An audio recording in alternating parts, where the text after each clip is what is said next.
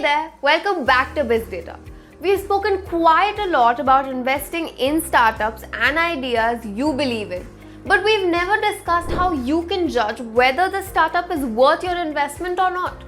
In today's video, we will discuss how to judge a startup, the founder and the idea, and based on what criteria.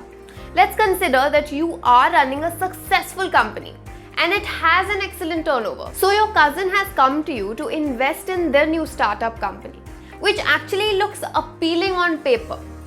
Just because he's your cousin or because his idea looks good on paper, does it mean you take it as a green flag to invest in his startup? The answer is a big no. Just like dreaming big does not help you achieve much unless you work towards it along with several other factors supporting you, in the same way, a startup cannot be judged based on just the idea or knowing the founders personally alone. You're now wondering what else you need to know before investing with them, right? Okay, let's not wait too long and break it out to you in this video. Although the majority of people would agree that there will always be some element of gut instinct in the decision, sophisticated investors will undoubtedly have their own methods for analyzing opportunities. Before making an investment, it's always advisable to seek advice and conduct your own thorough research. But there are a few questions that frequently come up during the process. First things first, are the founding members cordial? Healthy debates amongst the founders guarantees that business decisions are carefully thought of. However, persistent disagreements or the impression that they are moving in opposite directions indicates troubled seas for the ship.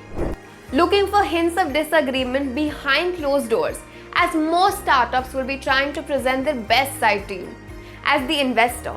As we know, this could not only bring up rough patches in running the business, but also slow down the work process due to constant disagreements and etc. Does the management group possess the ability to put the plan into action? For investors, the startup's management team would be the alchemists who transform their business ideas into gold. In practice, management teams frequently fall short of realizing the full potential of what they have created. You must be determined what fundamental skills the startup needs to succeed and determine whether it currently possesses or will soon possess them. Sometimes all the necessary elements are present, but the startup fails because the execution was poor. What's the potential in the market?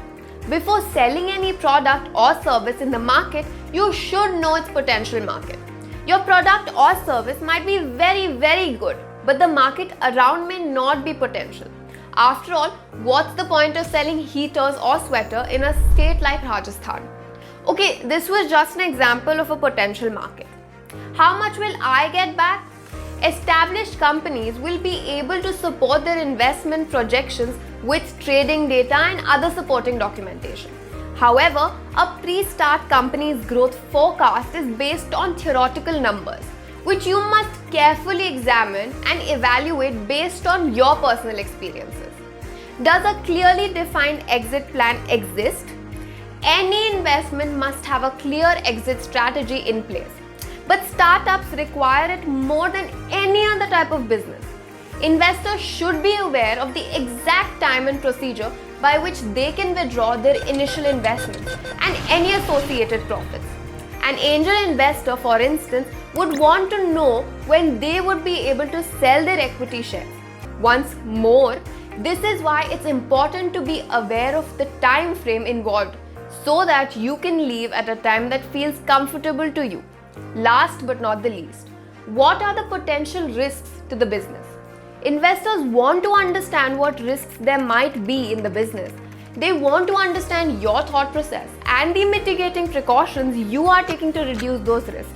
There are inevitably the risks in any business plan, so be prepared to answer these questions thoughtfully.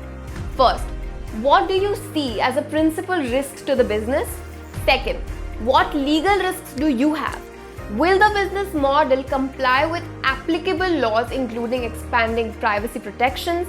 Third, what technology risks do you have? Fourth, do you have any regulatory risks, etc.? The best part about investing with a platform like Bizdateup is that we do a background check for you and then list these startups on our platform. After which, we let you choose after your research as to which startup would you like to invest in. Head on to our website bizdateup.com to know more. For more informational content like this, follow us and subscribe to our channel and press the bell icon. I'll see you in the next one.